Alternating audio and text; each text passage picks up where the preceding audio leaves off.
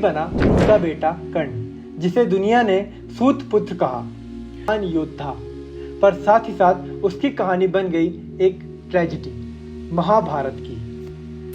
तब दुर्योधन ने उन्हें अंग देश का राजा बना दिया। बस वही पल था जहां से शुरू हुई एक दोस्ती।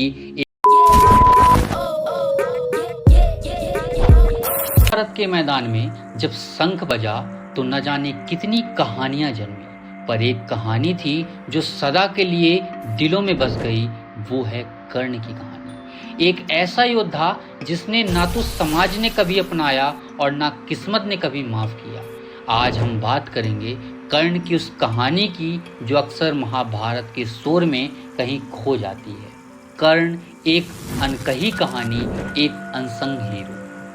कुंती ने सूर्यदेव से एक वर पाया और जन्म हुआ एक ऐसे दिव्य संतान का जिसका नाम था कर्ण। लेकिन समाज के डर से एक माँ ने अपने ही लाल को टोकरी में रखकर बहने के लिए छोड़ दिया। गंगा के किनारे एक सारथी आदिरथ और उसकी पत्नी राधा ने उस बच्चे को अपनाया और वही बना उनका बेटा कर्ण, जिसे दुनिया ने सूत पुत्र कहा। रगों में तो राजश्री खून था, पर पहचान एक सूत पुत्र के नाम से थी। इसी पहचान के बोझ ने कर्ण को बनाया एक महान योद्धा, पर साथ ही साथ उसकी कहानी बन गई एक ट्रेजेडी, महाभारत की। जब कर्ण को राजकुमारों के स्वयंवर में उनकी जाति के कारण अपमानित किया गया, तब दुर्योधन ने उन्हें अंग देश का राजा बना दिया। बस वही पल था जहां से शुरू हुई एक दोस्ती, एक वफादारी जो मौत तक निभाई गई। कर्ण ने कभी दुर्योधन का साथ नहीं छोड़ा, चाहे उस रास्ते में धर्म हो या अधर्म। भगवान श्री कृष्ण ने स्वयं कर्ण से कहा, पांडव तुम्हारे भाई हैं, उनके पास आ जाओ, राजा बन जाओ।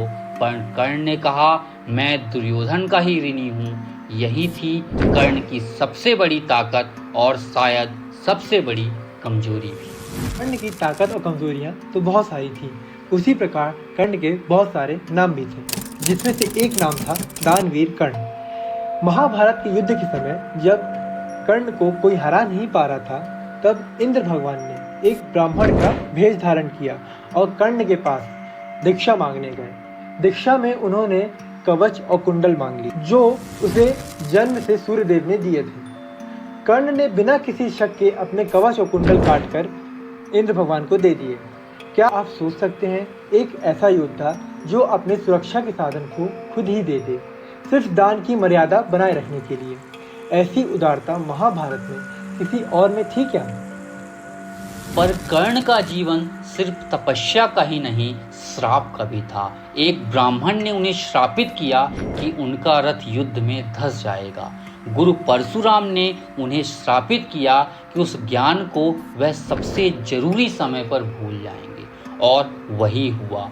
कुरुक्षेत्र के युद्ध में जब अर्जुन के सामने कर्ण था, तब उनका रथ धंस गया। कर्ण ने भगवान से धर्म की बात की और भगवान श्री कृष्ण ने अर्जुन से कहा, मार दो। और महान योद्धा बिना हथियार निहत था, वहां वीर गति को प्राप्त हुआ। आज भी लोग कर्ण को याद करते हैं, न केवल एक महान योद्धा के रूप में, बल्कि एक ऐसे व्यक्ति के रूप में जो जीवन भर अपनी पहचान के लिए तरसता रहा।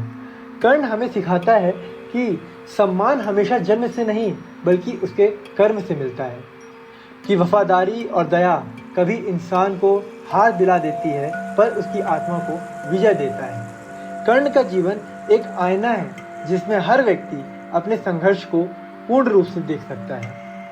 कर्ण की कहानी सिर्फ एक योद्धा की नहीं, बल्कि एक ऐसे मानव की है जो हर दिन समाज, नियति और अपने कर्म से लड़ता रहा।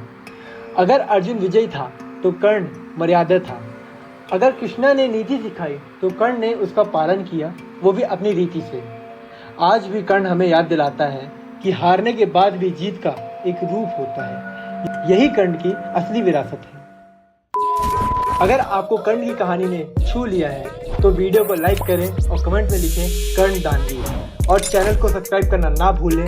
आगे भी आपसे मिलेंगे ऐसी ही कुछ कहानियों के साथ। तब तक के लिए जय श्री कृष्णा।